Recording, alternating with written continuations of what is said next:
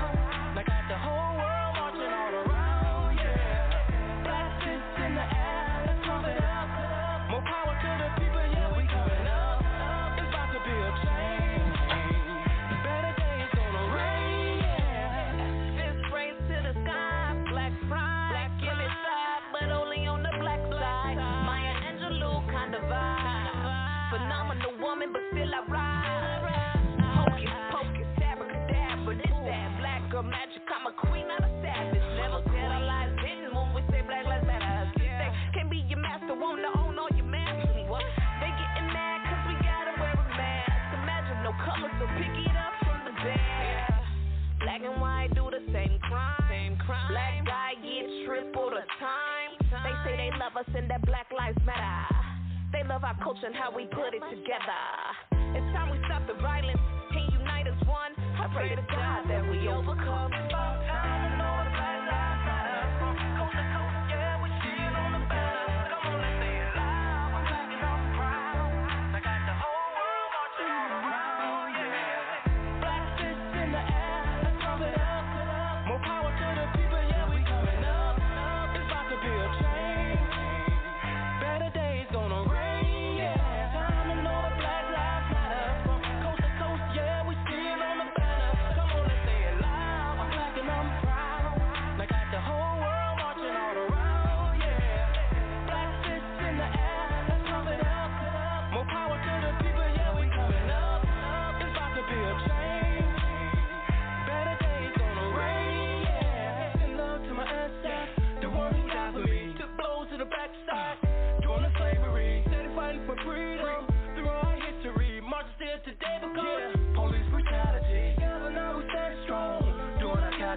Hold each other up, yeah.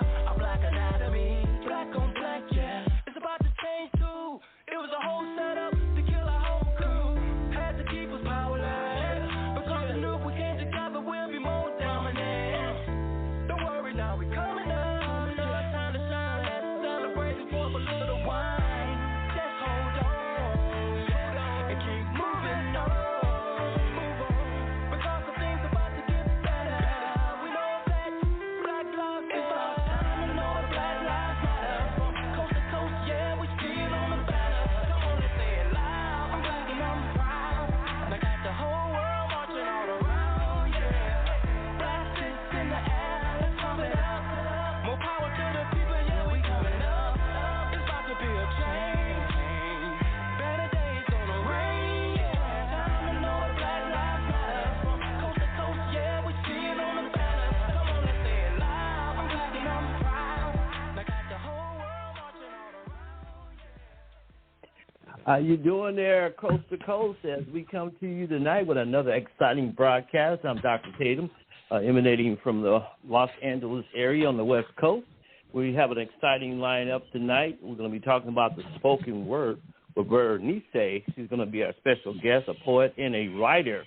And on the Dr. Mary Lee Live, 400 Years of Entrepreneurship, I'm going to turn you over to Mr. Michael Tynes. He will introduce Dr. Mary Lee, and we'll get down to business of the spoken word. Michael Tynes, are you with us?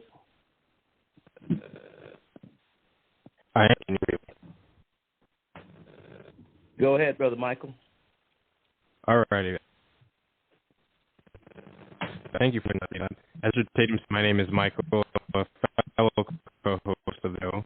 As an advocate of global African independence and by speaking on African affairs, and hopefully we'll be able to foster a very fruitful about our topic, certainly an interesting one. But before we get into that, I want to Mary to get the introduction and hang on all the other guests we have that was introduced. Thank you so very much. Happy you're here tonight. We're going to have a great time. We're planning on having a lot of fun tonight with the spoken word with Berenice. I appreciate her joining us tonight, and we're going to be talking about what is the spoken word and its characteristics. We're going to talk a little bit about the history of the spoken word. And then we're going to talk about how she became interested in and how she had come to the spoken word and why, what brought it to it. And we're just going to let her come to us in her own way. I want to welcome everyone. We're planning on having a good time, being entertained a little bit here, and then we're going to just talk about it tonight. I want you to know that you can tap 1 on your telephone to ask a question or make a comment as we move forward tonight. You can also text comments and questions to area code 571-251-5193. And understand that the spoken word or poets or writers are all entrepreneurs, because as with anyone else, we're creating our own income, and we get gigs and we have to advertise and promote ourselves and do all of the things that any other entrepreneur has to do. And so we'll talk about some of those challenges perhaps tonight. But we're going to, I want to thank Dr. Tatum and Michael and Dr. Cannon, who will be joining us also soon tonight, and all of our staff behind the scenes of this incredible 400 years campaign, which has been going on now for a little bit over, for about a year and a half now. We've been working, and so we're just happy to be a part of discussing and talking about our 400 years, where we came from and where we are going. So now we're going to turn the floor over to Berenice, and you can come to us in your own way. Let's welcome Berenice. Go ahead. The floor is yours. Thank you, Dr. Lee. I want to start by saying that intro music is powerful. I have great respect. Thank you, Dr. Lee, for inviting me. Michael, Dr. Tatum, Dr. Cannon, greetings. What's up, Blog Talk Radio listeners?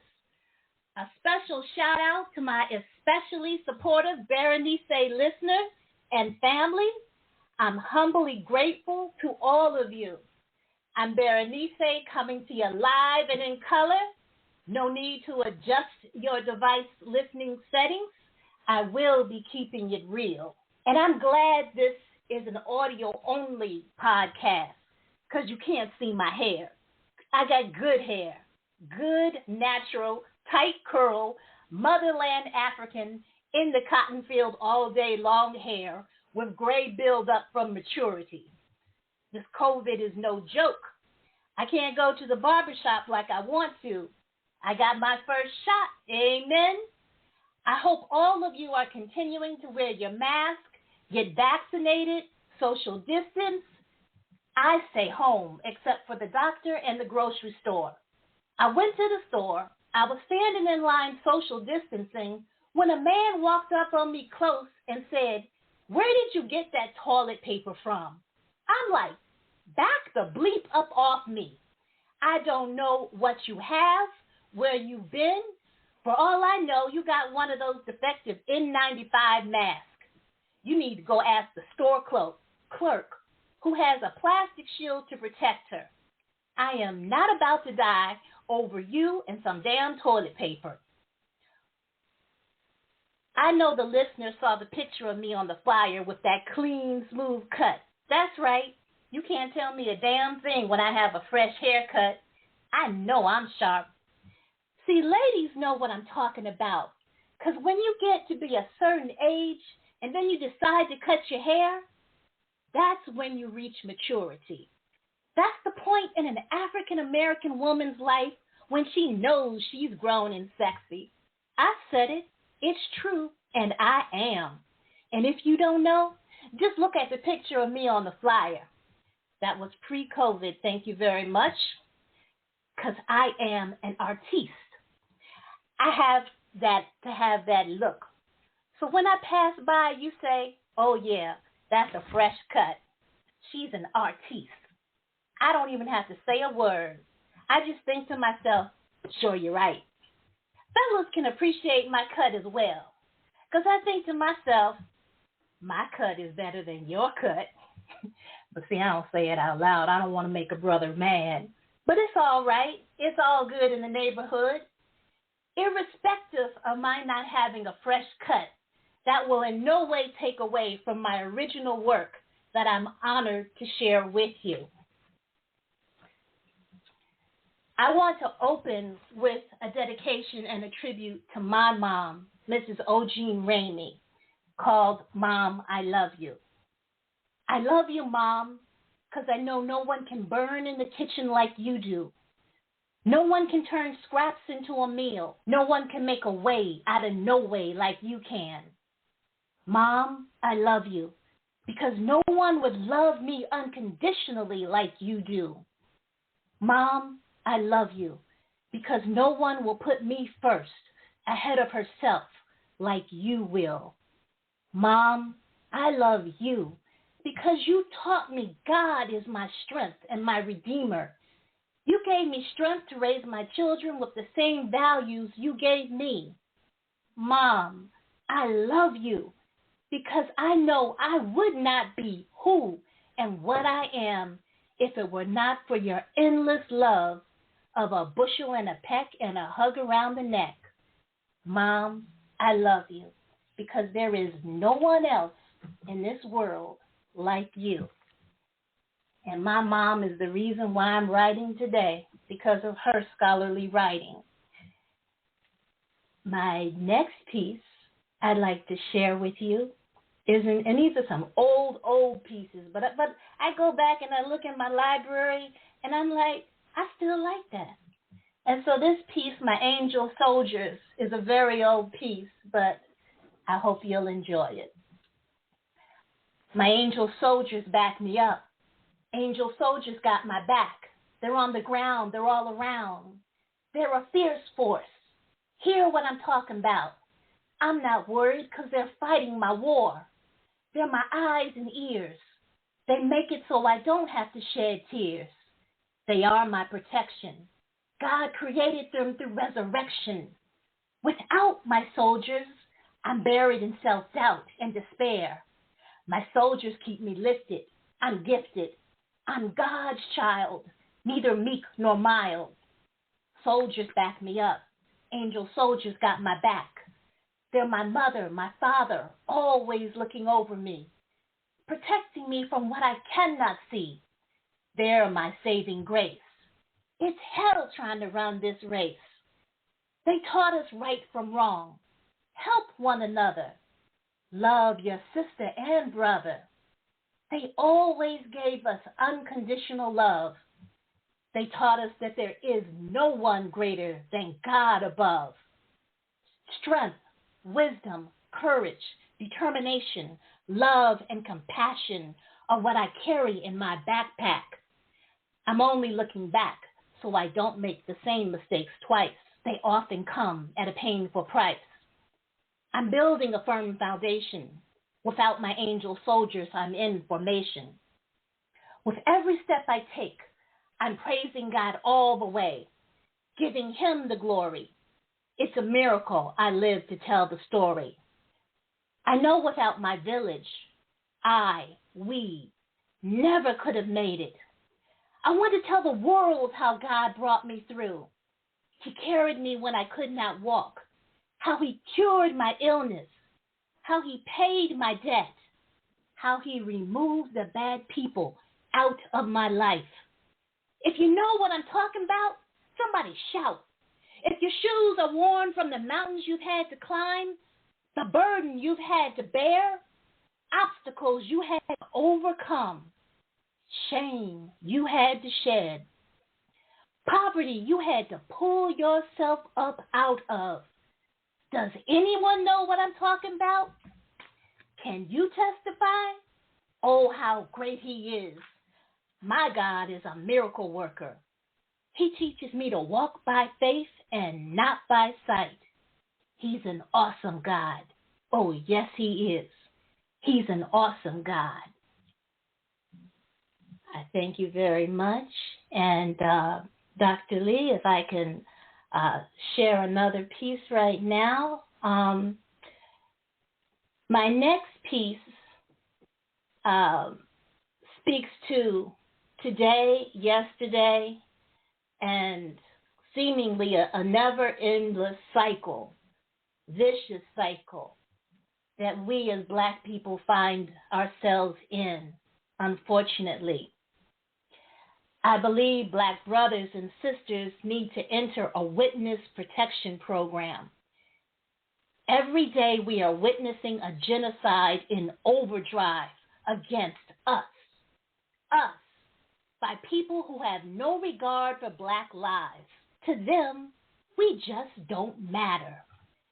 That goes against human rights, constitutional rights, equal rights, voting rights, breathing rights, the right to breathe without a knee in your neck, or a chokehold, or a gun down in the back because you're Black, social and dignity rights. To that end, I want to share my piece entitled Sweet Land of Liberty. Take a little quick drink of water here.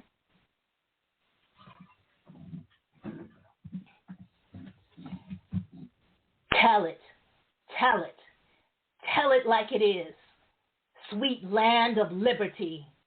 Oh, how you forgot about me. Please hear my plea. I'm down on bended knee. I'm asking, why in the hell aren't I free? You don't see me as a man. You value me less than the contents in your trash can. Reality of the Constitution is nothing more than disillusion.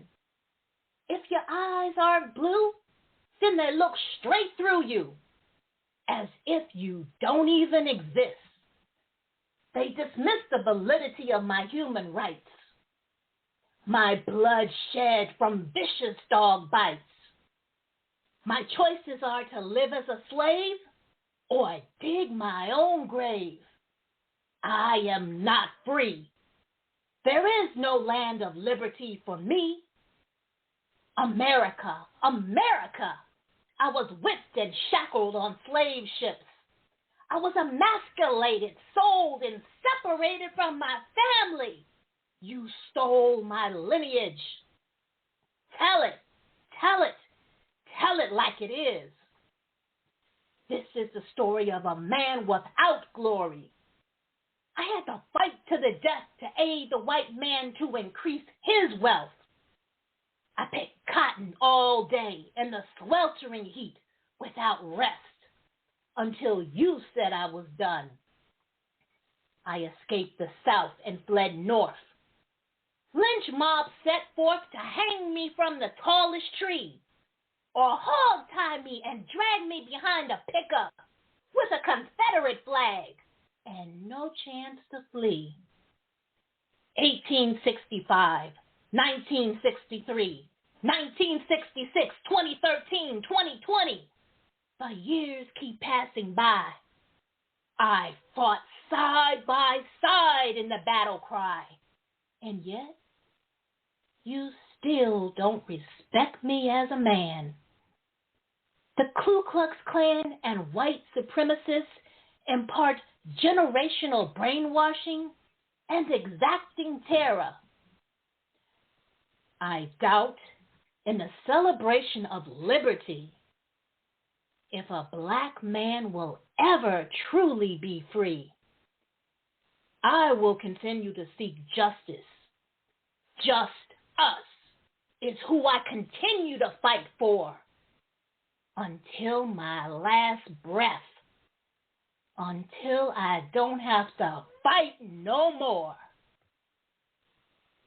Thank you very much. That's beautiful. Thank you so much. We applaud you. We applaud you. We applaud you. This is great. I'm enjoying it. Our listeners are as well. We're going to ask Dr. Cannon to come on in and with your intro. Dr. Cannon, you are live.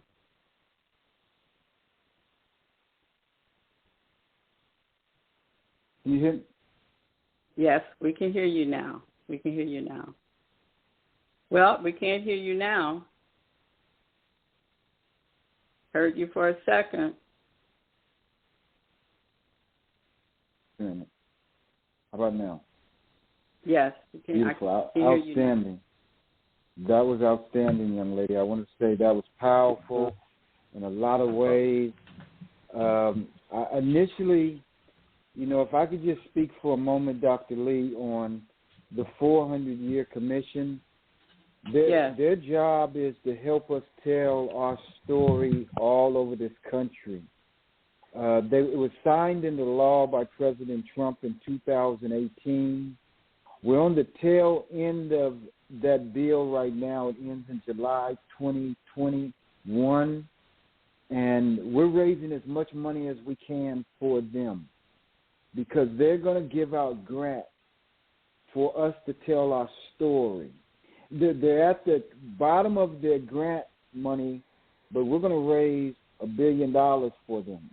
Because what you've done today, young lady, you've inspired us in so many ways in your writing and then to be able to articulate it in such a beautiful way. That's what we wanted with this 400-year commission. Incredible 400 years that we've been in this country.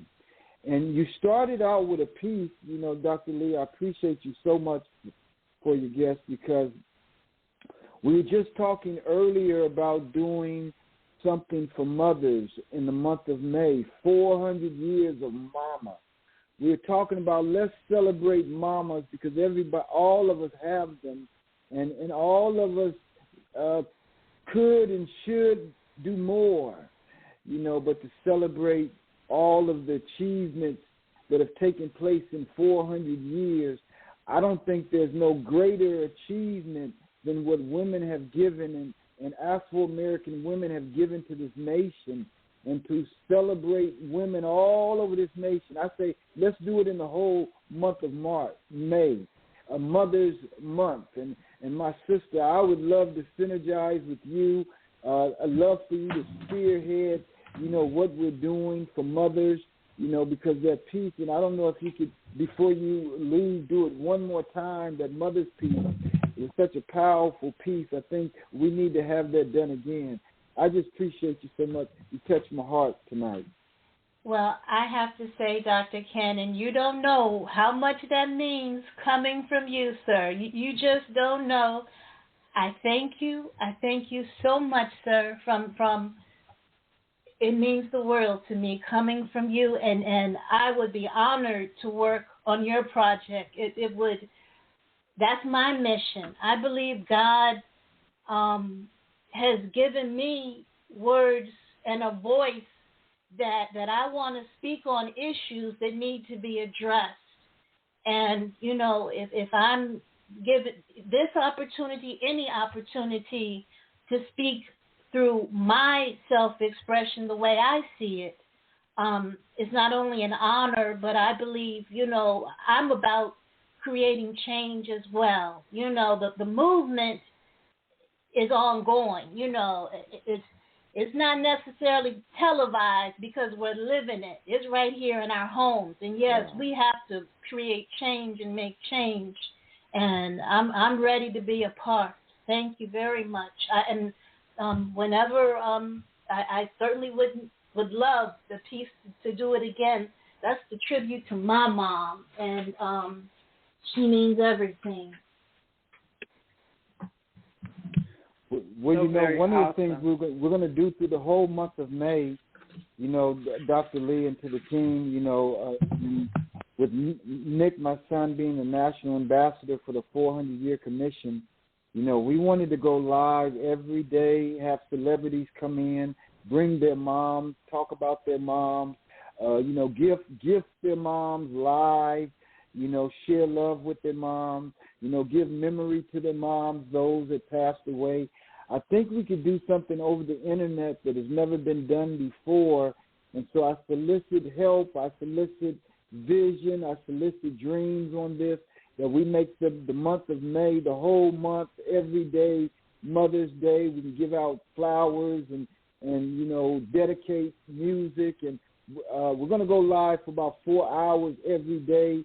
We're still strategizing, putting that together. But again, the piece that you had with mothers, that was excellent. I appreciate everybody. I appreciate the synergy, Dr. Lee, that you bring to our people. And we appreciate you, too. I thank you. Thank you for all of your support. Okay. So as we talk about, you know, we express ourselves in so many different ways, as we said earlier. Some, you know, in the spoken word, you know, poetry, there are different forms of the spoken word. Is there not, Berenice? Most definitely, Dr. Lee. And spoken word started with the lively snapping of the fingers of approval and tapping of the feet, replacing clapping. And spoken word poetry sprang loosely from the expressive energies of the blues, the Harlem Renaissance, and hip-hop music, which each permeated within the black communities over the course of a century. And it mimicked the 1960s beat poets of coffee houses and oral interpretation. Live art, spoken word, and slam poetry emerged in the 1990s. And in 1986, a construction worker in Chicago, shout out my hometown, Southside, organized the very first event in the style of a poetry slam at a local jazz club. So spoken word is a compilation of many forms of expression. And it has its own, there are no rules to it, if you will. It's how you feel to express yourself. Mm-hmm.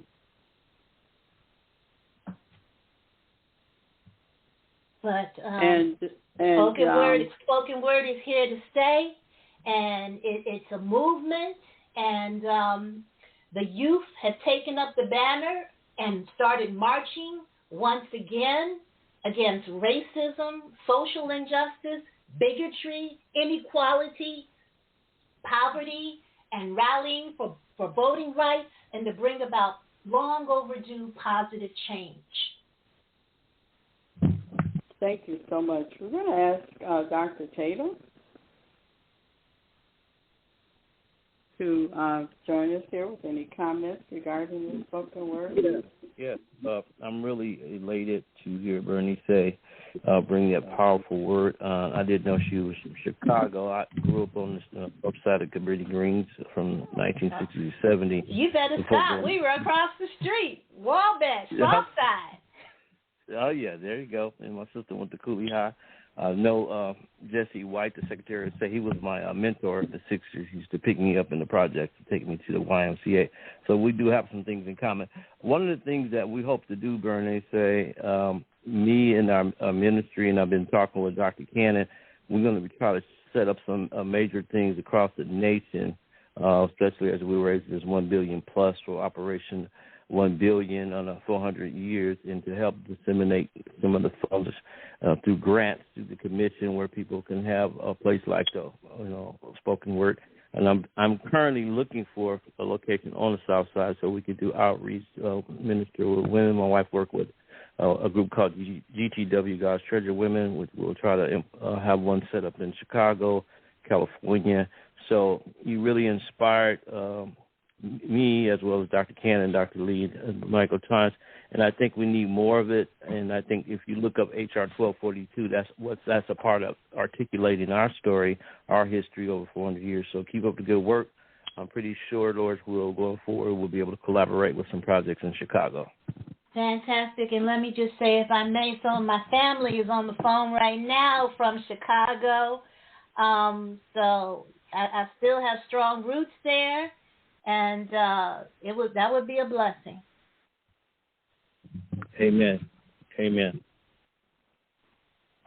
And so you do mostly all of your writing is poetry.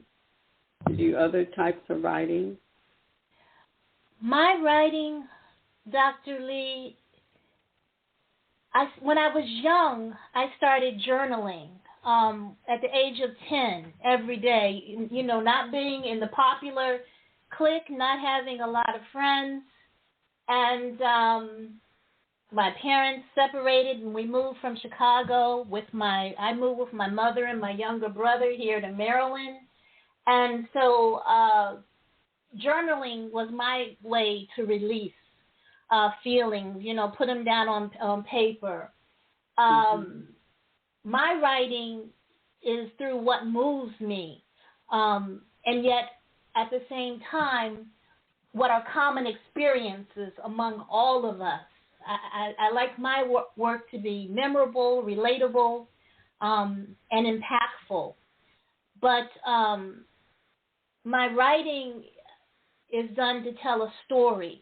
And so the story of my writing crosses any and every subject pretty much there is. My writing is real life put on paper for me. And I believe the rhyme is the reason, because we believe in our verse, which is methodically tailored to the individual delivering the message, whoever that individual may be. I'm going to ask Michael. Michael, you have any comments, thoughts here? Again, thank you, Miss Ramey or Bernice, for joining us. We certainly appreciate your addition to the show. I had a question specifically for you. I was wondering, what about spoken word attracted you specifically? Was it, the way in which you were able to express your through this art form? Was it, something aesthetic, like you liked the way it sounded? What specifically drew you to the art form of spoken word as opposed to other art forms? Well, quite frankly, as I mentioned, starting out writing from a young age and writing, I've always been first and foremost passionate about writing. In school, English was my favorite subject, and I know a lot. I don't want to say I didn't learn in school, but I was always drawn to writing and reading African-American books. My family has a background in communication, radio, television. My mother taught oral interpretation and theater back when it started at Washington Technical Institute and then changed to University of District of Columbia. She taught theater as well, and I was in some of her theater productions. So writing and communication, and my degree is communication and broadcast technology. So it's in my blood, and my writing developed over starting out. You know, you start out young and you're like, oh, at first I thought, I don't know if I'll get any better. I listened to all these great spoken word people, and I'm like, wow, that's totally dope. How can I be like that?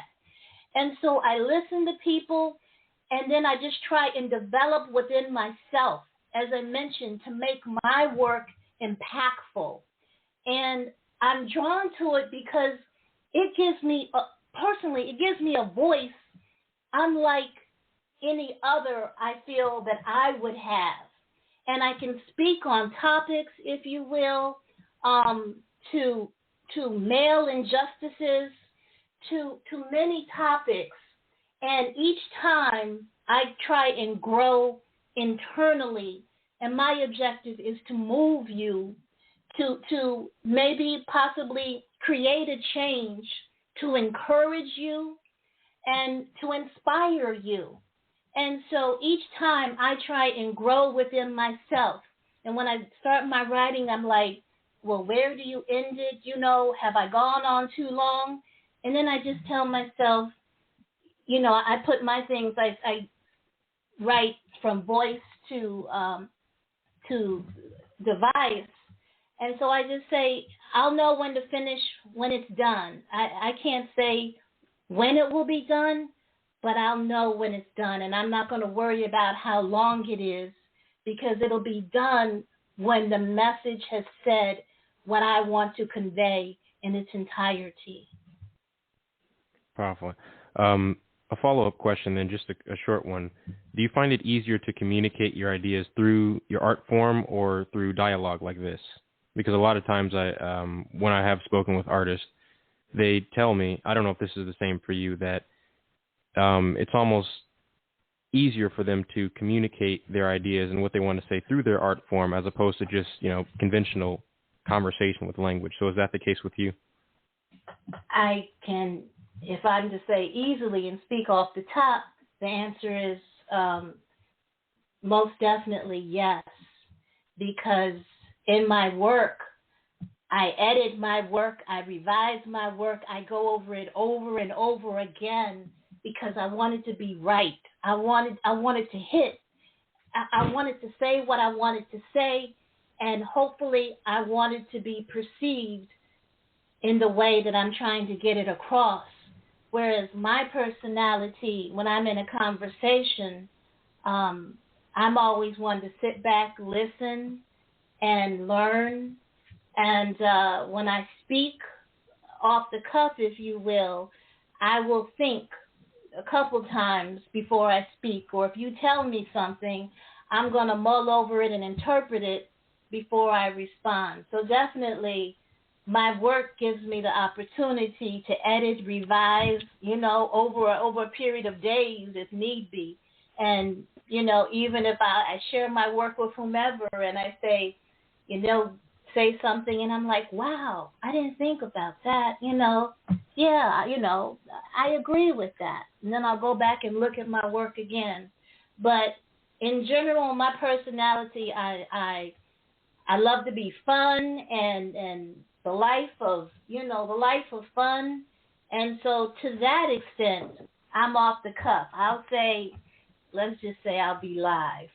But on a serious note, I think a couple times before I speak. I want to make sure what I say is what I mean and that it is what I intended.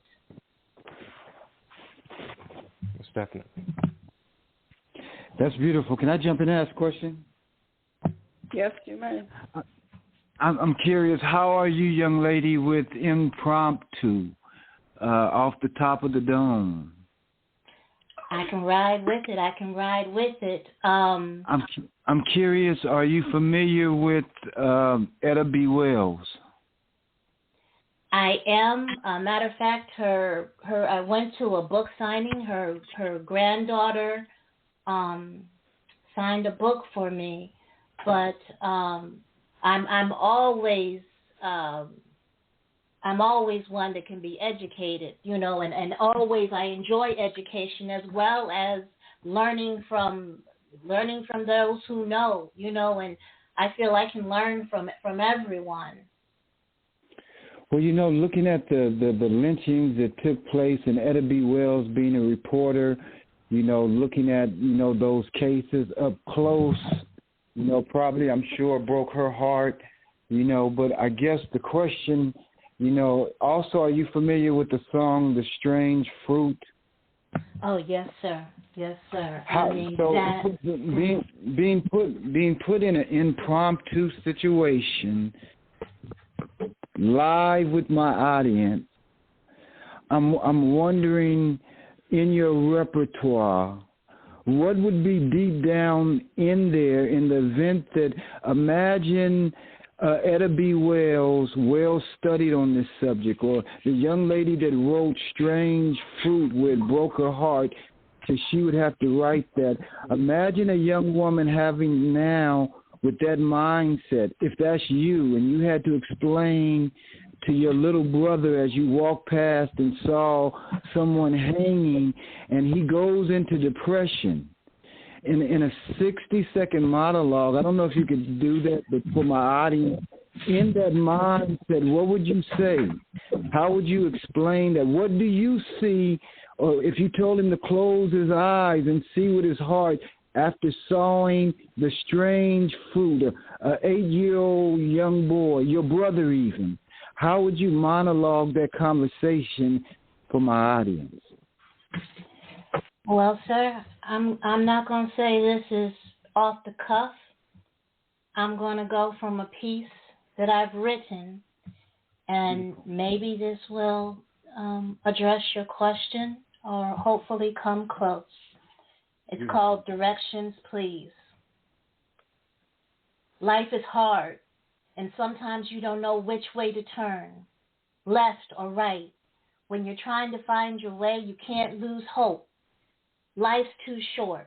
Don't abort the lifeline. Don't turn your back on a helping hand when you're struggling to meet life's demands. Excuses, deluge, confused. Please, somebody help me. I have a blind eye.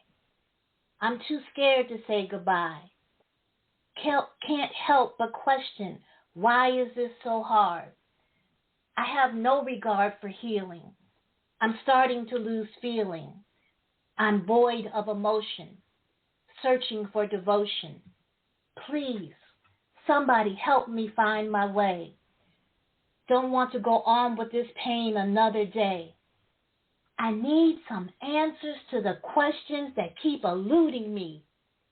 I just want to be free, free of pain, free of hurt.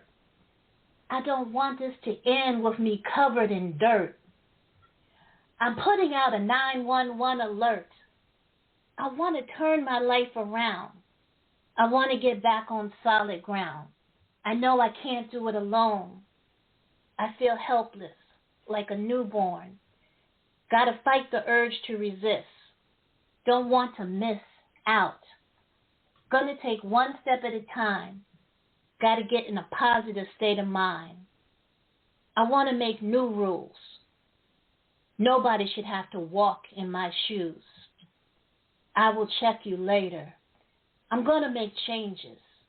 I'm going to talk with my Lord and Savior. Dr. Cannon, I don't know if that addressed your question. That's good. No, it's beautiful. Thank you.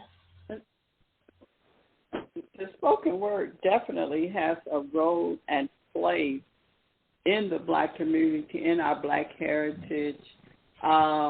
We communicated by, with songs, our ancestors during, during the our civil rights movements and then the escaping slavery. Can you speak a little on that? And then because I feel it definitely in our family, I think probably all of us are writers. My mother was a writer. I mean, she just had a ton of poetry. Unfortunately, it got lost, but she would do these presentations in church, and every single piece she did, she wrote it from her heart. So we have writers, we have different types of writers, writing music, poetry. I do, like you say, I'm more of a technical writer, a business writer, but I also have always had a love for poetry. And so, I have my own pieces that I've written, and later on I'd like to share when we come back to Mama. I'd like to share something that I wrote, for my mother, a tribute. And so, Berenice, do you agree that it's the spoken word poetry? It has an intricate place in our Black community. Most definitely, Dr. Lee, and it would be wonderful to hear your work and your tribute to your mom as well. Spoken word is, we as Black people live and breathe spoken word. Spoken word started back in the cotton fields and slavery. It started back to the hymnals in the Black church. And when our ancestors were singing in the cotton fields, the slave hymnals and the slave songs to make it through the day, that was spoken word. It has evolved into what started back then.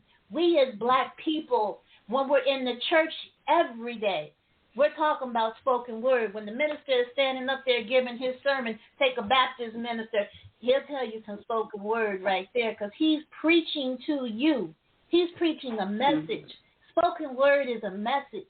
Spoken word is meant to convey. It's meant to get you up off of your feet and stand and say, amen. It's meant to get you to repeat what's in the history of our hymnals. Spoken word didn't just start yesterday. It just didn't start 100 years ago. We as Black people live and breathe spoken word every day. The youth of today, as I mentioned, when they march in the streets, they are speaking of spoken word. They are creating verse for change. Southside, I see Jesse Jackson, when he preached, spoken word. And do I dare go out on a limb and say Dr. King? I'm sure his father and Dr. King Jr., when they preached, they were talking spoken word. Spoken word, you look, a gentleman who spoken word in India, born in Mumbai, and he spoke of spoken word. Spoken word is it's innate in our blood. We live and breathe spoken word. And young rap artists, hip hop, it's all spoken word. We're going to turn to our. We want to remind our listening audiences to tap 1. So we're going to turn to caller area code 240, and your last 4 digits is 5480. You are live.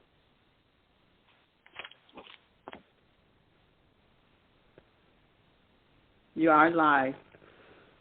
Hello, can you hear me? Yes, hello? we can. Yes. Hello. Oh, wonderful, wonderful. Because hi, well, I am so excited to hear Miss Ramey on today. My name is Dr. Yvette Butler-Yaboa, and I am excited to hear Miss Ramey. She is an amazing, amazing woman. And when she was talking, I do have a question, but I just wanted to make a few comments. It's okay. She has raised 2 amazing young men, and one of them won the NAACP AXO for his spoken word. So not only has she just allowed and put it into her and to her children and other children. So, I mean, she's an amazing inspiration for our community here in Maryland. So I want to thank you so much for being there, and thank you for being on tonight.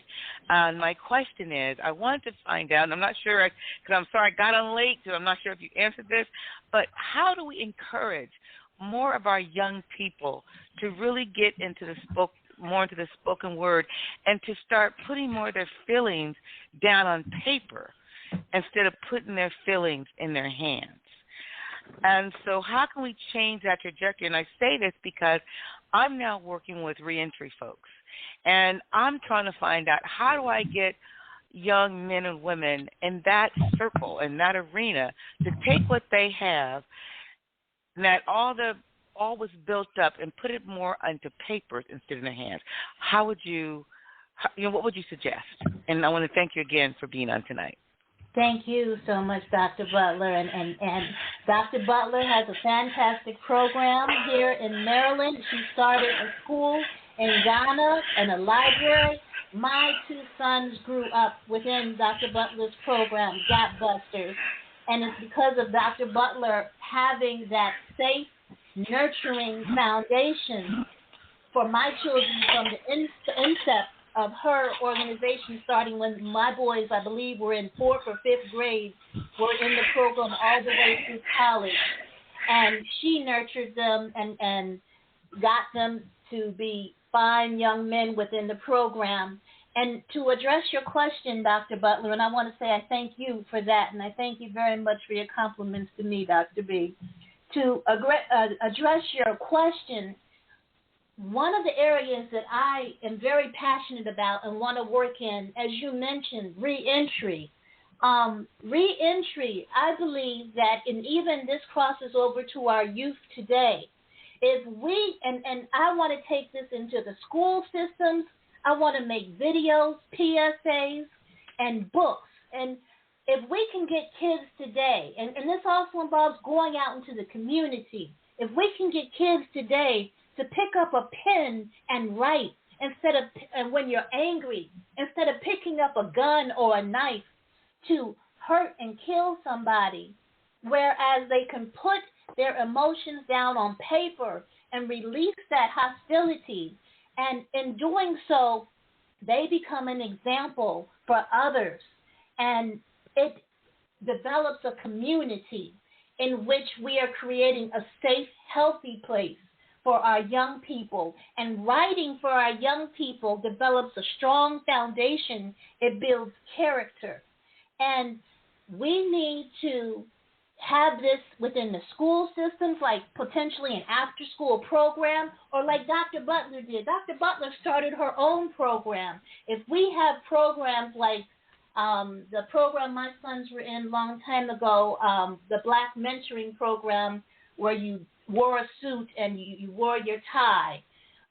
But we have to get kids to write instead of picking up to, violence when you're mad. And get out in the community, put it in the school system, have these programs perhaps at the Boys and Girls Club, or creating a program and somewhere for them to go. But we need to connect with them, and I would love to work with you because that's who I'm impassioned about, boys and girls, and showing them, getting them to write, and then giving them the tools to express themselves and at the same time feel so much better about themselves, and it crosses over to making them great students as well. And so I believe there are a couple ways to do it. I hope I've answered the question. Thank you so much, Mrs. Butler. Dr. Lee, can I jump on that question too real quickly? Yes, you may. What's valuable in the real world to get our young people to see how much jewels they have on the inside of them. We have to, ladies and gentlemen, we have to pay them. That means we have to find money that we can say, listen, if you do a spell, whether it's a contest or whatever, the same thing that moves us as adults moves our young people too. So every time you can put up a cash prize, the more, unfortunately, you have to do that, the more the merrier. The bonus that you give them, the deadlines that they hit to get it done, the excitement that you create in that contest because they know they're going to win $10,000 for the best whatever you put out there. We can galvanize our young people and get them excited, but sometimes we move slow. They move with apathy. They have gifts and talents deep on the inside of them, but they're not motivated enough to go down there and pull it up. So the thing that's going to motivate them is the same thing that motivates us. You got to put the carrot out there in front of them. So if we can find grants or we can find scholarships that we can put it out there, and then we can have shows like this one. We created this powerful show, and I've met powerful people like young Michael that I've never met personal, but I've learned so much, so shows like this. We can do spoken word shows every Monday night, and it could be our challenge to get young men from every state, every city to call in and participate in those shows. If we really want to reach our young people, I think this is the best time in history to do it. We can get them writing books together, publish them on Amazon, and push them bad boys over Amazon so when they sell, those young people bank accounts grow. We pull them together in teams, 5 groups of 5, 25 young people, 5 groups of 5. You let them go live, and you listen to them, and you critique them, and you praise them for outstanding productions. We get our young people to think like producers. There's so much money out there in advertising, and we got the jingles, we got the slogans. So I say let's teach them how to power up and go live. We want to hear more from our young people. And so let's use these tools that we have to empower them, to show them that those $1 million computers they have in their hands, that they can do more if they think like producers. I appreciate you working with these young people all over the nation. We've been doing it with the Nick Cannon Foundation. Now we're doing it with the incredible 400. We're going to ride this all the way through 400 years of greatness, y'all. So any way that we can synergize together 400 years of mama is where we're starting. May I speak to that? Yeah. I'm sorry, go ahead. Thank you, Dr. Cannon. I think those are excellent points that you made. And if I can just add to that, in my work, some of my work I've specifically written to be to have video productions made of it, and specifically some of my work I've already started on a storyboard where I've envisioned for the young people to be the talent within the video, people of all ethnicities from all over the world. And I'm just like, I need to be able to make it happen. But I've got work that I envision and want to bring the youth into. And like you say, when I was in school, I did video production. And so it has its values. And I've got work that I want to incorporate the youth in, because I know there are projects out there already, if you will, as far as video production, bringing the youth in, but it's something that I want to put my foot in and add to as well. Okay. I'd like to also add here regarding our co-host, Michael.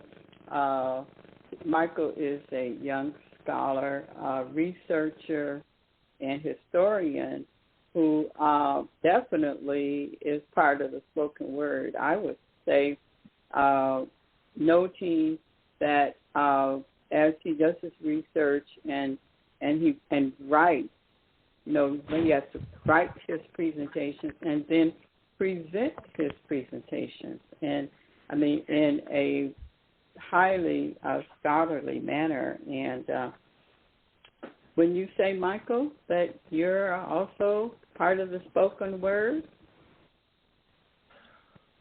Yeah, so I guess that could be one way to look at it, sure. I don't know if necessarily, I would consider myself as artistically inclined or able as someone like, Berenice. I think she expresses a level of artistic creativity that I'm not sure I would be able to emulate, especially within her domain. I think she has that down pat. But yeah, I guess there is an art to collecting information, understanding it, and then kind of regurgitating it in a palatable manner to other people so they can understand what you're saying. So I suppose in that sense you could draw an analogy between, art style, like spoken word, and something I do. But for the most part, I think I don't know if I'm necessarily expressing that level of artistry as someone like Berenice. So, yeah.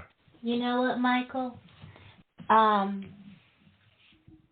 say, simply put, and quite frankly, I raised 2 sons.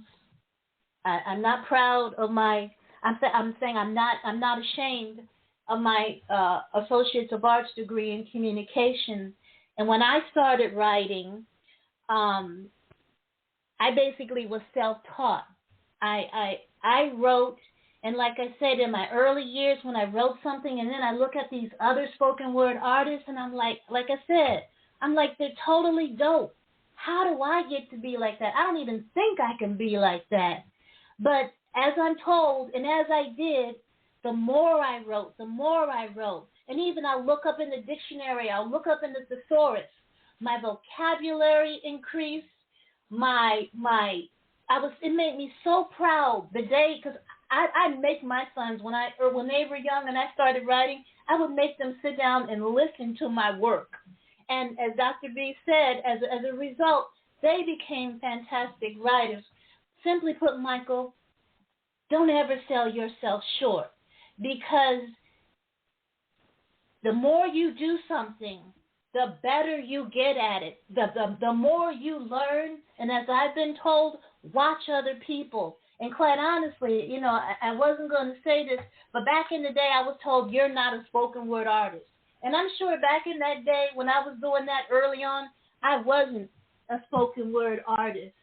And I look back at some of my stuff that I was doing live, and I'm like, I don't really like that so much. But I evolved because I kept at it. So my comment is that my mom gave me something that says, and I have it on my refrigerator today, if it is to be, it's up to me. My passion is my spoken word. My passion is expressing myself. That's what I feel good at. I say that that's what I believe God gave me, and that's my personal talent that I feel, hey, I can go out there and, I can do this with my eyes closed, so to speak. So don't say what you can't do, Michael, because don't compare yourself to me. I learned, don't compare myself to somebody else, because I'm not them, and they may be. Jill Scott, for example, is one of my idols. Other people are sure better than me, but I'm not necessarily better than you. I'm me. And whatever you or anybody else wants to be, if that's what you want to do, you just got to work at it. And like me, starting out at, I got my start going to jazz open mic nights. There weren't even spoken word artists out there. But, I walked in the door and said, hey, I want to be on the open mic. I want to sign up. So oftentimes I was the only open mic person. And that's where I was able to, make my mistakes, go over and over again and just try and get better and better. But it's all about what you want to do. Don't ever sell yourself short. Nobody should sell yourself short, because you're going to bring something to the table that I'm not going to bring. And it's going to be uniquely you, how you want to convey it. And can I jump in right there too? Having five sons, and Michael, I know you don't need the encouragement in that area, but sometimes, in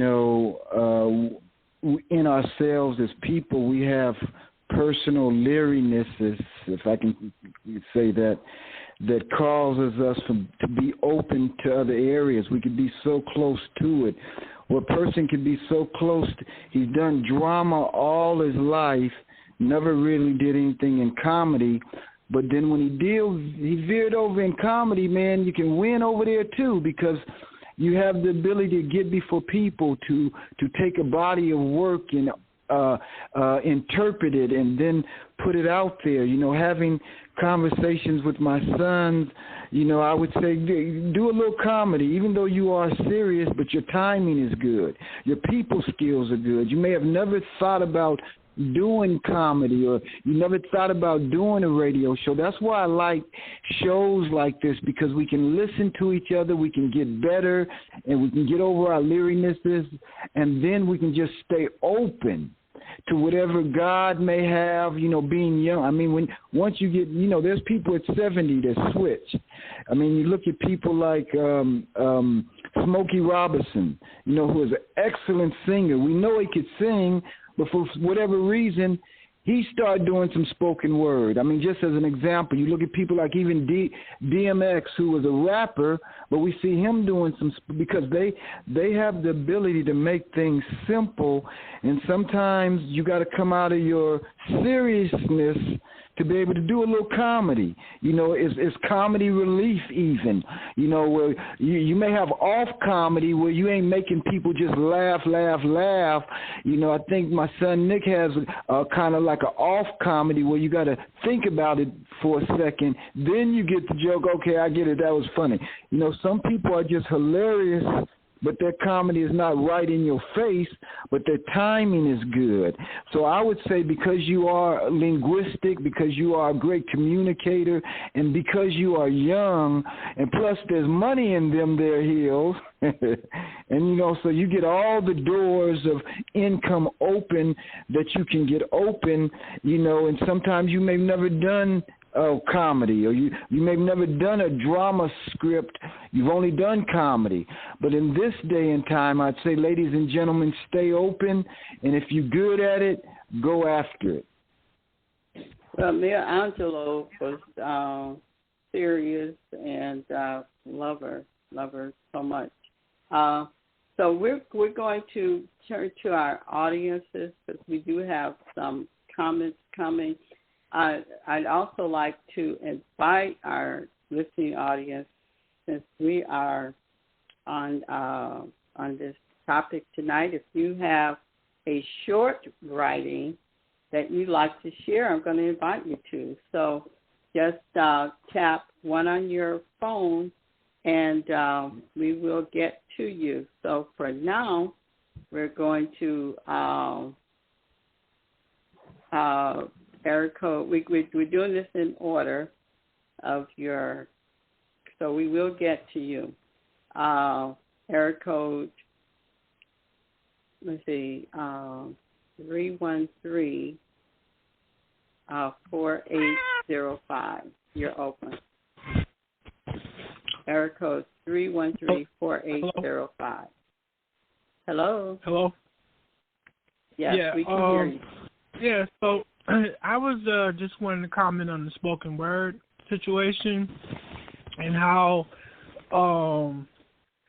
prolific actually the word is. I mean, in the Bible, it says that the word was in the beginning, and then the word was, it was made flesh, became flesh and dwelt with us. And it also said that nothing would be created unless it was by the word, and that's in the Bible. I believe it's in the book of John.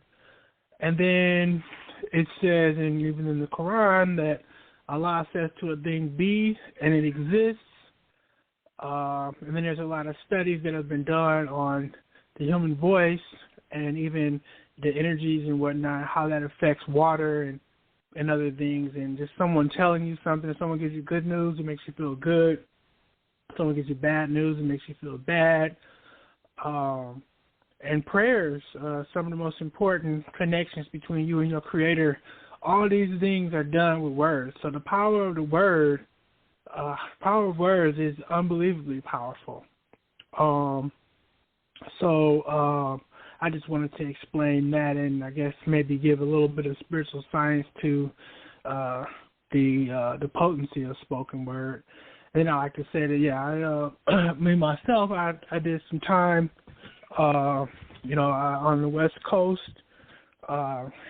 California actually, and I did experience the reality of prison, having went in there for violent charges, and it's a lot of tripped out things happen in that environment, and you see a lot of horrible things happen to other people. So when you get out, you're shooken up, and I do believe that that would help, because when I did get out, I went to a lot of different poetry readings myself, just to do some poetry and whatnot. But it does help to transmute your experiences into words, to say to abstractly convey the whatever experience you may have went through, and put it into an artistic form. That's what rap actually originally started out. People attribute like Sugar Hill and stuff like that to the origin of rap, but there was actually a group called the Last Poets, I believe, in the 60s, and they were coming with straight up, they were talking about a lot of the things that people talk about now, and they were doing it with poetry and drums and things like that. So poetry is definitely an excellent outlet for being able to make sense of your experiences. Rap just so happens, hip-hop, people rhyme with it, but it's not necessary for it to rhyme all the time. Oftentimes the words that people speak can change people's outlook. A lot of people got drawn into the street life and gangster life just from listening to rap, gangster rap. They feel like, life on the streets is the way. And then once you end up in prison living like that, then you realize, no, that's not going to work now. And you wonder, how did I end up in this situation? Well, it might have had something to do with the music you was listening to, because music has a mesmerizing, hypnotic effect. There's a lot of power in music and there's a lot of power in words. So I definitely believe in the spoken word. I think that poetry is transformational. One of the most powerful Asian literary works called the I think it was called the Tao Te Ching. It was written by Lao Tzu. Was actually a long poem. That was a very profound spiritual philosophy in Asia and China specifically. That was just extremely long poem that explains all the dynamics of life. There's just no getting around the power of the spoken word. In fact, even in the African culture with the griots and the oral tradition of passing down the history of the tribe, originally even with the Torah and the Hebrew tribes, the original rabbis that were given charge as a priest, Levitical priest or whatever, that were given charge for retaining the Torah was actually an oral tradition. It was orally spoken out. It wasn't not written down until later times, but it was an oral or an oration that was memorized by, one particular rabbi or priest to another through the son's lineage. And I believe this is also how the Quran was started. So, the spoken word is definitely legendary. Thank you so much. Thank you. Okay. You want to respond, Berenice? As you mentioned, Khalil Gibran is a very prolific writer, and when I read his books, I was just mesmerized by the prolific words that he put down. And similarly, going back to, as Dr. Lee mentioned, Maya Angelou, in her own right, is exceptional, as well as her collaboration with Snoop Dogg. So spoken word does cross over into many genres. And for Snoop, who would have thought Snoop Dogg collaborating with Maya Angelou? But that song they created is off the chain. So yes, it does cross many different communication forms and expresses itself beautifully by those who do so. Okay, thank you. Area code 202-4461. You are live. Hi. I was listening to Michael, I believe it was Michael Tons, talking a little bit earlier. And I guess my ears sort of perked up when you brought up educating the youth, turning their attention to spoken word or writing down their thoughts and everything. Now, I taught at one of the Job Corps facilities in D.C., and the capacity at that facility was about 300 students between the ages of 16 and 24 years old. Mm-hmm. Of those students, men and women, young men and women, I would say about 95% of those students fancied themselves as rappers, and they had material. They had binders that they wrote stuff down, and the majority of those students had some type of recording facility in their house. Very, very rudimentary, very basic, you know. I'm thinking if we can turn kids or young adults' attention to some type of art and away from that street life, you have to meet them where they live at, and that's where they live at, as far as I'm concerned, you know. And what Michael was saying about his artistic ability, everybody does. We need every level of input to be as well rounded as we can to capture as many of those young adults as we can. You know, we just can't come at the same.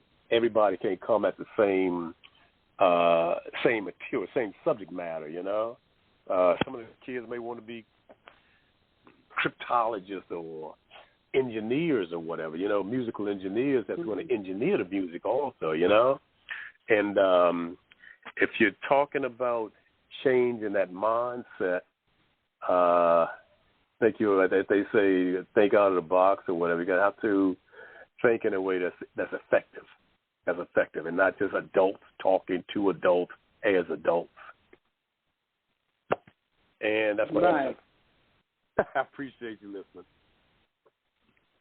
Right. Thank you so very much. I totally agree. Yes.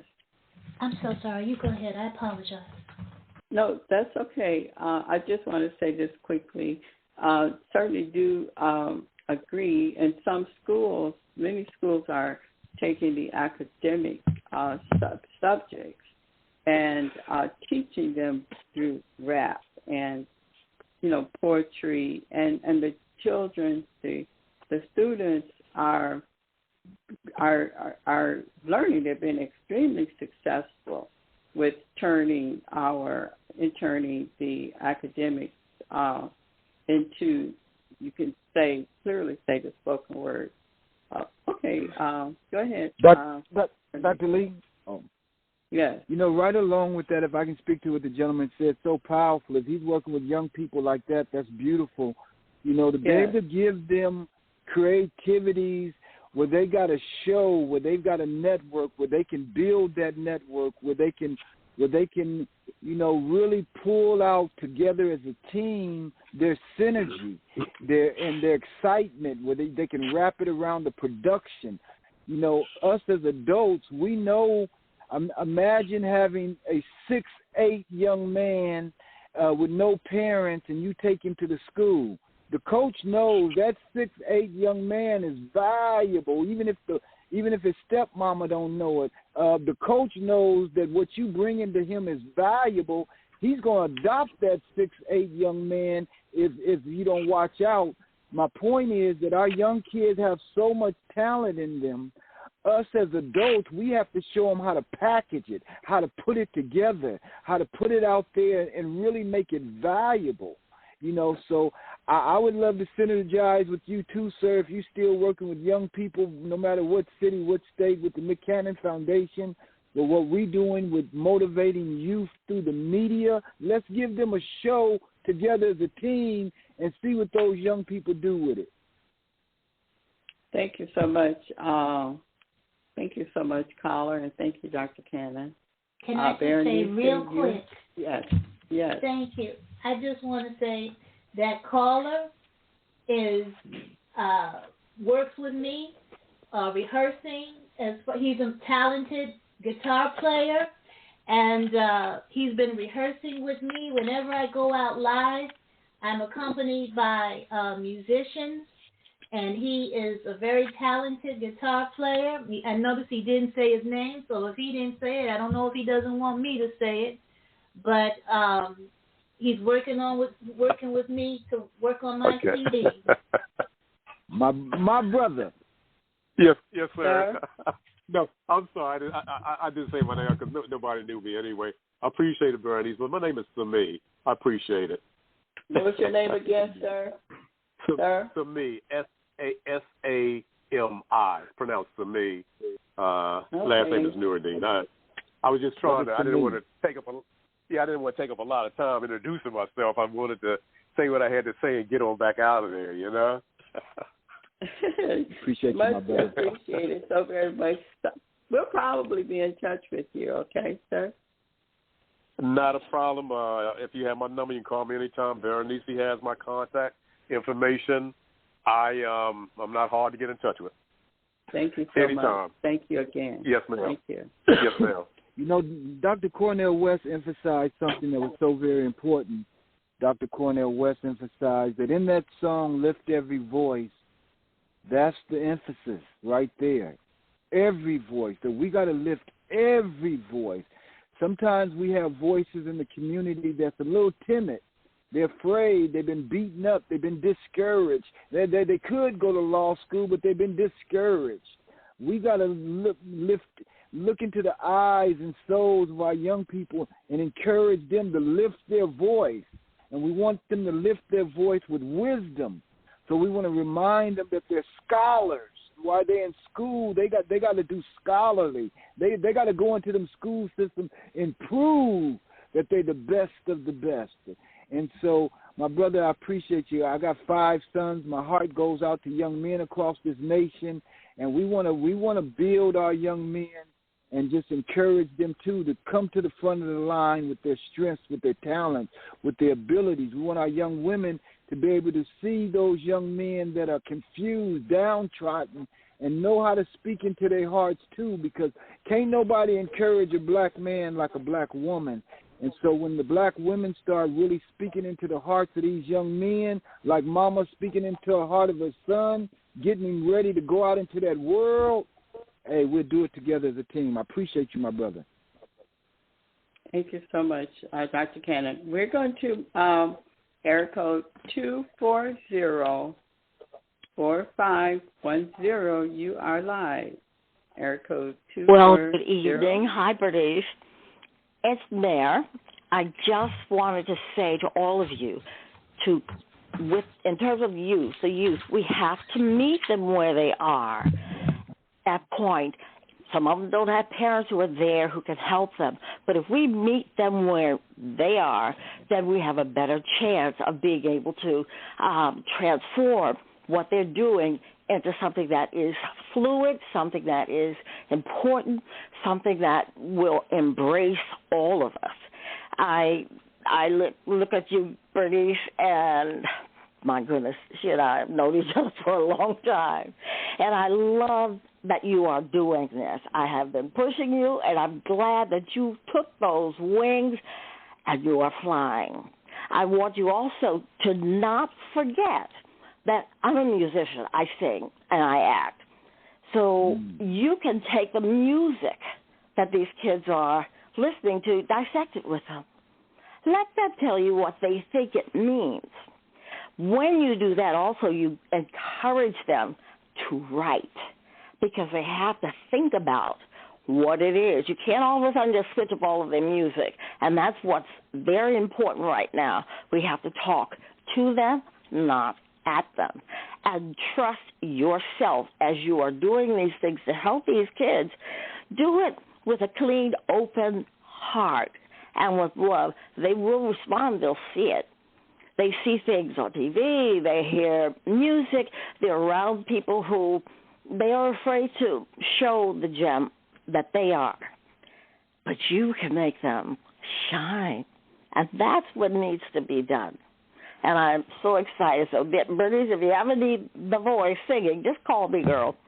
I would love everything that I do when I sing. I don't sing words that I... We want to hear a little bit now. Oh, well, I can do that. Anybody here see my old friend Martin? Can you tell me where he's gone? Well, he freed so many people, but the good, they die young. And I just looked around, and they were gone. Reach these children where they are. They'll trust you. They will trust you if you hold out your hand and your heart. That means that somebody recognizes them.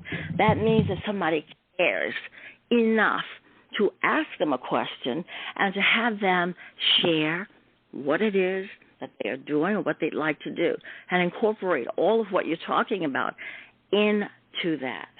I have two girls, Bernice, you have the boys, and we've watched them grow up. And, of course, kids change. Sometimes they don't want to listen to you because you're mom. But other times when they're not around you, they really do admire you. They just don't want you to hear because they're kids. But I think that based on what I'm hearing tonight, let the light shine. Brighten it up by pulling back and opening the doors for these kids to learn what it is that they're watching. Why are they watching it? Learn what it is they're listening to. What is it that makes them be pulled into that?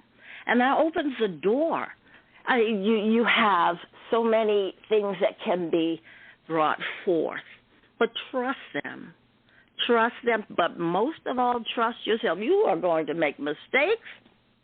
You are going to sometimes something will come out of your mouth and you won't know where it came from. That's when you should get out of the way and let Spirit speak through you.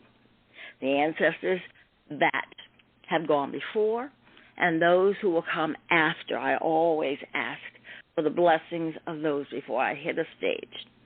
And I just, Bernie, you know I love you. And I look forward to seeing you grow.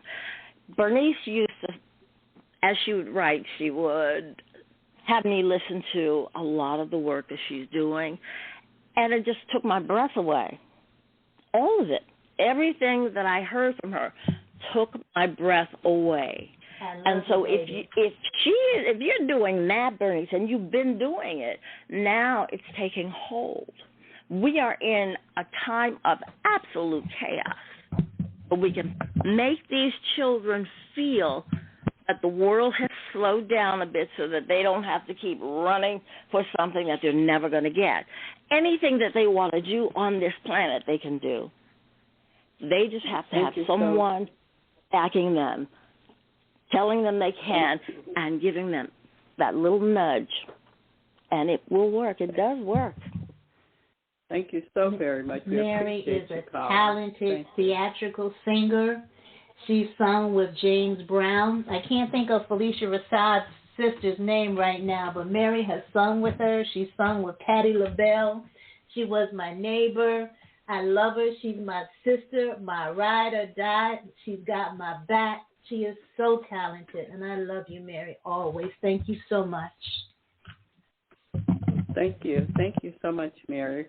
We're going to call her area code 240-4035. You are live. Yes, hello. Hello. Can you all hear me? Hi. Yes, we can hear you. I would just like to say that I personally would love to see the youth be more active in the spoken word community, just in all of the arts. As a child that was mainly raised on STEM and not STEAM, I really just rebelled completely against my math and engineering training and embraced the full path of an artist. And it was actually at Mr. Henry's that I saw Miss Berenice perform live, and it encouraged me as a spoken word artist to share something myself in that unlikely environment. And if I could just share a short piece, I'd like to. Oh, yes, go ahead. Thank you. So this piece is entitled Our Black and was inspired by just what we're going through now and what I just would hope to see change. And here it is. It takes a village to raise a child, they say. So they start at the roots, ripping that away. Put us in the project, watch us kill each other, marrying their sisters to keep them away from black brothers. Take away our unity and we run amok. It is a wonder garbage amongst our culture is topping the chart. One rhythm, one drum, many voices, one tongue. Think about all the dreams deferred, songs left unsung because they're killing our youth, forcing guns and drugs into the hands of our young ones, knowing that they lack the confidence to shun one, searching for community, praying peace will come. Our black is beautiful. Our black is strong. Our black is resilient. Our black has no bounds. Our black leads way to greatness day by day. If our black would stop caring about what everyone else had to say. We are unstoppable in sync with each other as we realize our worth and become mothers who nurture. Fathers of sons paving way for their futures, birthing young queens. Don't forget to encourage her. To only take the hand of a king who will nourish her, pollinate her flowers, sowing rich black oats, beholding her beauty above the baggage she may tote, turning her tears and cries into sweet notes instead of filling her head with lies of fidelity and hope. Our hue is historic, our tint breathtaking, our tone wise, therefore old black should advise young blacks to lose the feelings of inferiority, our own fraternity, we are our own sorority. Now, don't get me wrong, our black can be our downfall so long as we continue to act for one and not all, so long as we disrespect each other, so long as we intercept each other, so long as we hate each other, so long as we break each other, so long as we ignore our history, so long as we force-feed misery, so long as we continue to wear our shackles, proudly trying so hard just to flow with the crowd, so long as we measure our tents opposite each other, so long as we tear down one another, so long as we put hue on a pedestal because I am a few shades lighter than you are black. We must acknowledge that our black is but a building block and that it does allow us to live in unity with love. Our black is magnificent. Our black breaks barriers. When our black stands tall, our black trumps all. Thank you. Girl, you go. You go. That was beautiful, so beautiful, powerful. beautiful. Is this Trish? No, this is Naya. I've only been at Mr. Henry's just a few times. Thank you, girl. Thank you. So powerful. So powerful. That was beautiful. Thank you so much. Thank you for listening in today, too. Yeah, I'm glad to be here. I'm glad that this platform exists. That was beautiful. Thank you. Thank you for sharing. Thank you. Okay, Berenice, you have the floor. Well, thank you. I just want to say midway, again, thank you for everybody supporting me, for calling in, for participating. I love you all. Berenice, stay strong. And Dr. Lee, as Naya just shared, as Sami shared, as Mary shared, and I know that Dr. Lee and Dr. Cannon and Dr. Tatum, you all are working on this, but a project that I am passionate about too is like we're doing tonight, having a community of talent and showcasing them. And I think that the youth can benefit from that. And like everyone has said, if we bring this to the youth, if we have, as you mentioned, online, but bringing it to the youth, letting them know through the library, through the mayor's youth program, through the Maryland, letting everyone know, through Virginia, if we bring these kids and put the word out and let them participate and create, how much stronger a world we would be. I thank you, Two Pieces. We want to go to. I'm sorry to interrupt. I want to get to another caller. Certainly. We're kind of winding down. Caller area code 202-0903. You are live. Area code 202. Hello.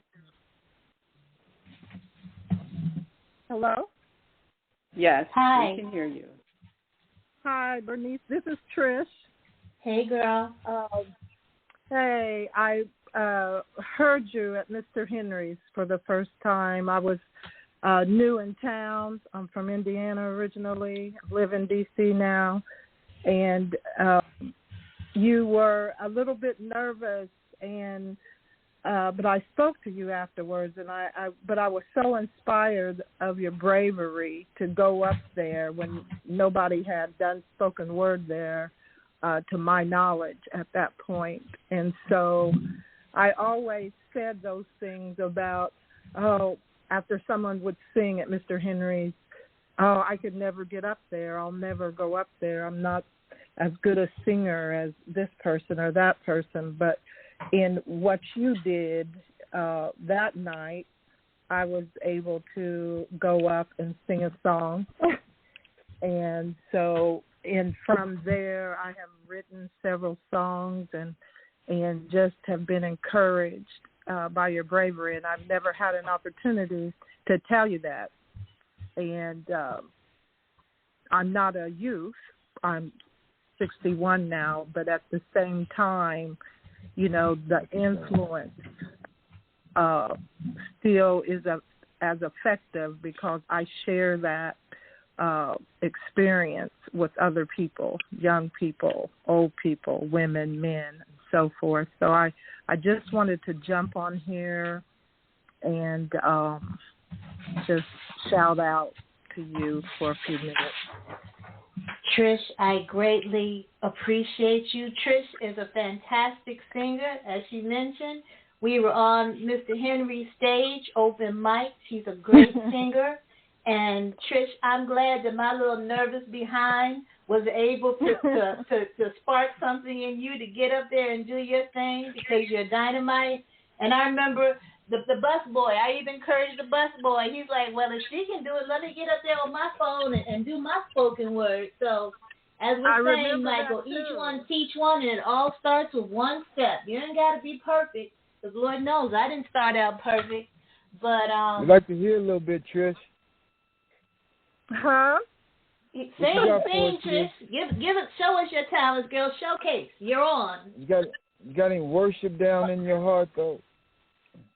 Well, here's a chorus of a song that I just wrote. If you'll let me sing that.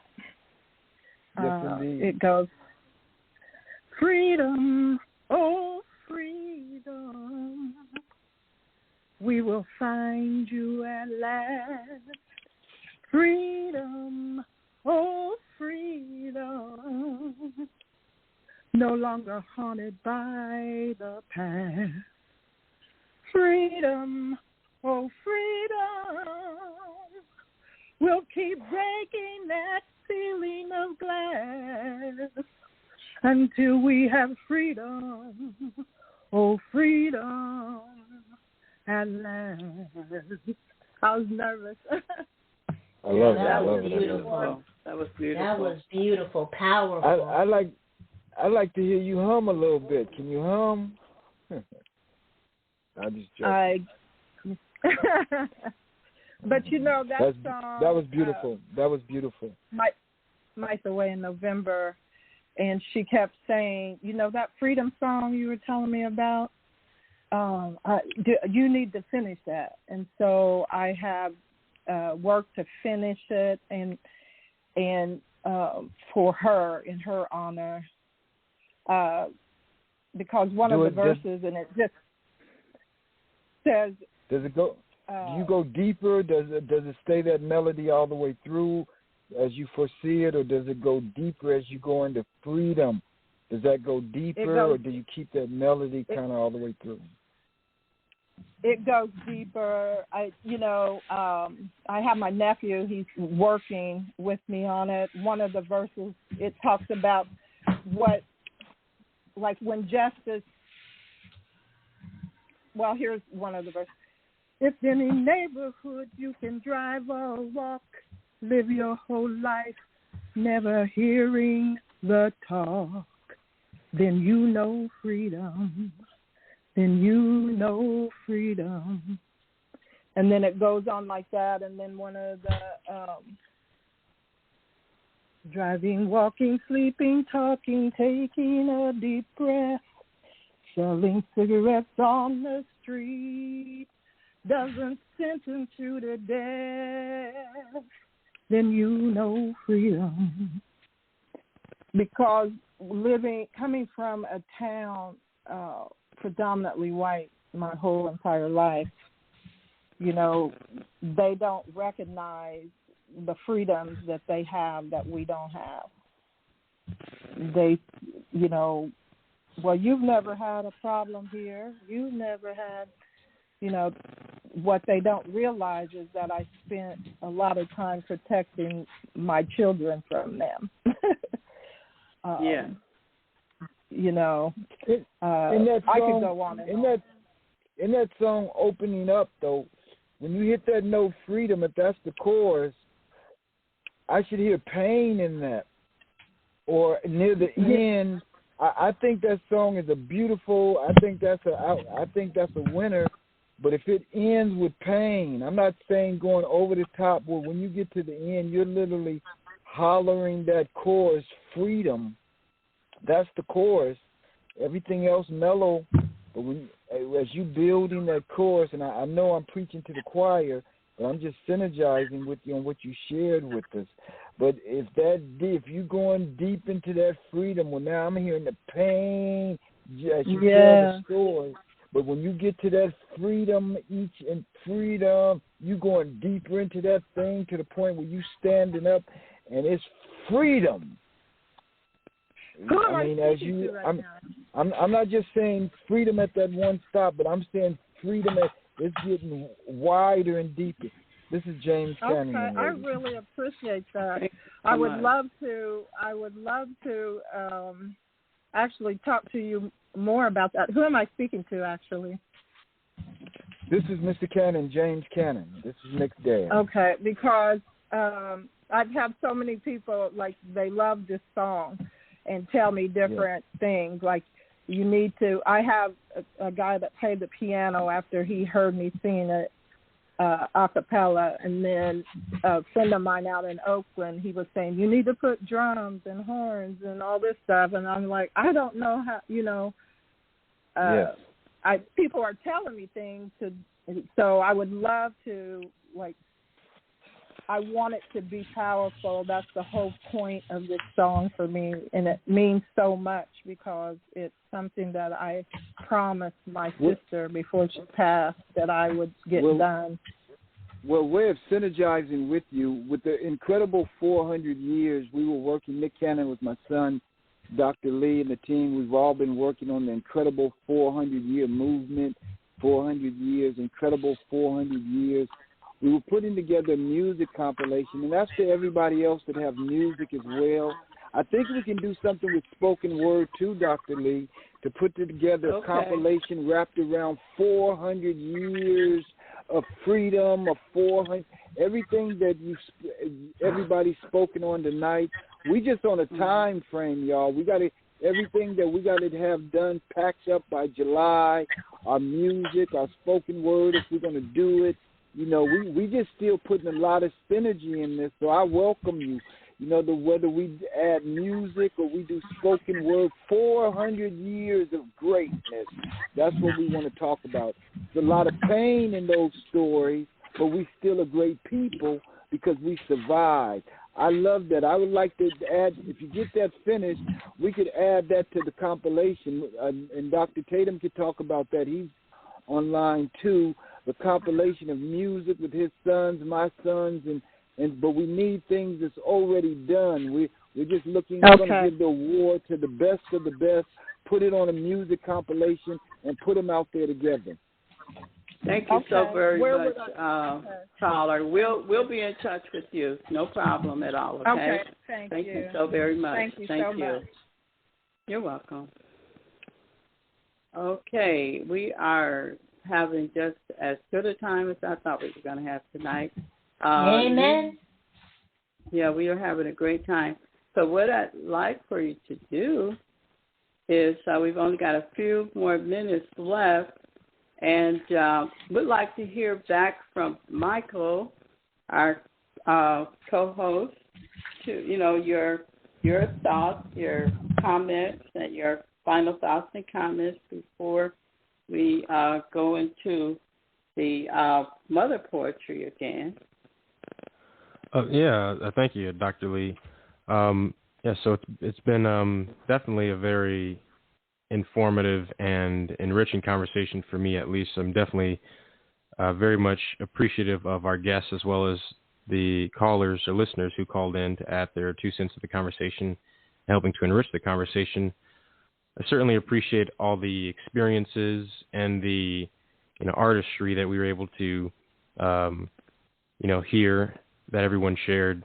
I definitely look forward to more rich conversations like this in the future, and thank Dr. Lee for extending the platform to allow for these kind of conversations to take place, and definitely look to more in the future. So, appreciate it. Thank you, Michael. Thank you so much. Okay, let's see. What did I do with? Why don't you go ahead? Go ahead, Berenice. Me? Yes. Thank you very much. And if I can just say real quick, Nia, text me, please. If I can do 2 pieces for you, I'll try and be cognizant of time. One is rather short. These are for our sisters. The first one's entitled The Woman Inside. Why does the woman inside hide when the little girl comes out? Don't cry yourself to sleep, little girl. Let the woman out so her voice can be heard. Look the demon in the eye and show him your value. Tell him you are worthy of respect. Shout it to the mountaintop. I will not cower to your aggression. I'm a pressure cooker waiting to explode. I am a time bomb ticking down. I'm not born of thin skin. I shall not be silenced under anyone's thumbprint. I am a queen who gleams of elegance. I walk with dignity and talk with confidence. I want to be loved. My life has been filled with struggle, and yet I continue to rise and overcome. Your harsh tone is neither a game to me, nor is it funny. You cannot control me with your money or physical constraints. This woman will not hide in the shadows any longer. I am claiming my spotlight that will shine as the stars in the night and high as the sun in the sky. Thank you. My next piece I'd like to do is for our sisters, entitled My Sisterhood. Take a quick drink of water right quick.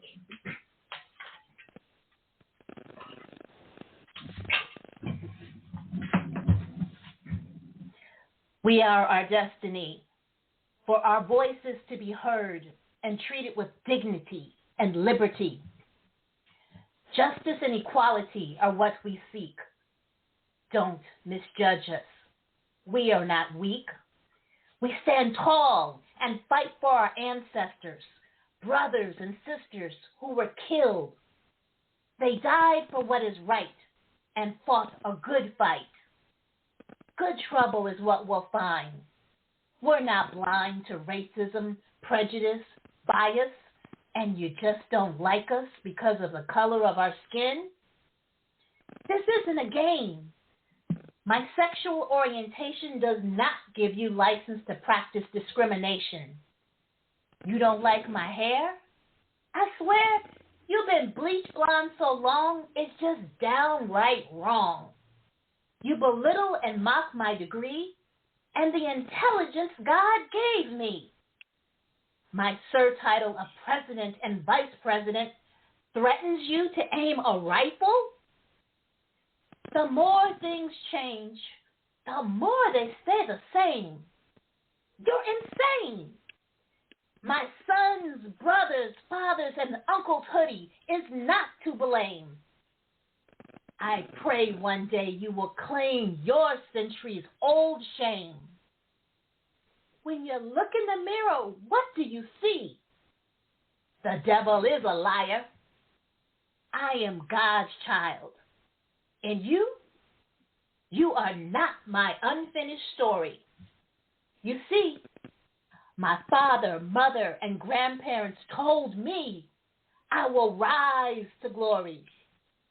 Beautiful Queen is the epitome of what it means to be strong in the face of adversity. Security, I carry it with me everywhere I go. I walk by faith and not by sight. The double-edged sword you choose to cut me with is no match for my Lord and Protector. He gave me thick skin, rich and colorful, like bright stars and the midnight sky.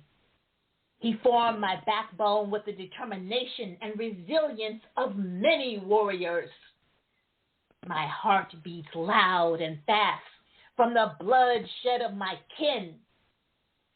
When you attack me or my beautiful sisters, you have called for the battle cry of my sisterhood to rally. You have unearthed a valley deep like none other of women adorned with armor. We will not turn around because we are justice bound. We are a sisterhood not to be taken for granted. I speak for all of us, not just myself. Persecuting us is detrimental to your health. Thank you very much. If I could just quickly say, I'd like to just put out my email in case someone wants to get in contact with me. It is the letter Y like yellow, R like Robert, U like Union, B boy, E Edward, R Robert, E Edward, N Nancy, I India, C Charlie, E Edward, at gmail.com. Why are you Berenice at gmail.com? And once again, I want to thank Michael, Dr. Cannon, Dr. Lee, and Dr. Tatum, all of you for this wonderful opportunity. And all of the listeners, thank you all so very much. And Nia, hit me up, text me. We certainly appreciate you as well. It's been a great show and just awesome. And we certainly will be talking again. We want to thank all of our listening audiences and everyone who called in. We appreciate you so very much. I'm going to take this moment to do my point to my mother. And afterwards, we're going to have Dr. Cannon's final comments and thoughts. Mama is resting in paradise, loving my mom on Mother's Day, 2016. Mama, oh mine, where do I begin? You gave me so much life. This peace could never end. Your love is so mighty. Today, I still stand tall. I will not bend in response to hate. Your love, I relentlessly send. Mama, mother, a mother's love, you wore. When all seemed helpless, you gave me even more. So kindly, caringly, faithfully, my heavy burden you bore. My heart, your love sealed from every soul. Mama, for me who lived, I was your life. For me, you strive, you in me, and I in you. As one, our souls thrive. As your faith believes, I was never defied. Mama, you said, never give up, because all things will end. Torn hearts, broken vases, withering roses can all mend, as infinite love lives within. Mama, you see, I will see you again. Again, we will say, remember when? Dr. Kennedy. So awesome, so awesome. Honoring Mom. Ladies and gentlemen, it's a beautiful thing to know that, we could pull aside the time, and share with each other heart passions that, because there's many other things we could be doing with this time, but Dr. Lee, we appreciate you to be able to passionately, because we know what your well is so deep, and we know that you could, if you choose to, like I probably would, I would monopolize the whole 2 hours for myself. But for you to be so kind and give a format to people and to us all over across the country. I'm sitting in Temecula, California, in between San Diego and Riverside, and to be able to break bread and wisdom with people, week after week, iron sharpening iron, speaking to powerful young men that's going to shake this nation like Michael, and young women like the guest tonight. It's as 58 years old, it's just a privilege, really it is, to be in the lives of young people right now. And so I just want to say I appreciate you so very much, everything that was said. The beauty of this is that it's all on tape and in the archives, and we could send it to your Facebooks, and we can text the show to you, and you can listen to it over. And I think, Dr. Lee, the power of all your guests tonight and all of them is, let's give them their own show, at least in the month coming up. Anybody that wants to do one, let us help you. Let's do this together. Let's sharpen each other. Let's go live and power up together. Lastly, as the caller was talking about dealing with children and young people, I learned a lesson because I was the type of father, having 5 sons. Look me in my eye. I want you to look me in my eye as I communicate. But I watched the young lady deal with the young child differently. What she did, instead of trying to get the child to look her in the eye, she got down on the child's level and looked the child in his eye. And every time the child would move, she would get in his face. As a man, I would want that child to redirect back up here to me, back here.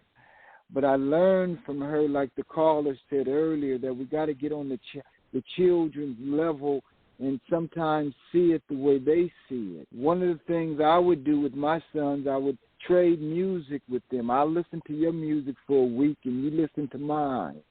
That way I could hear what they was listening to, but they could also hear what I was listening to.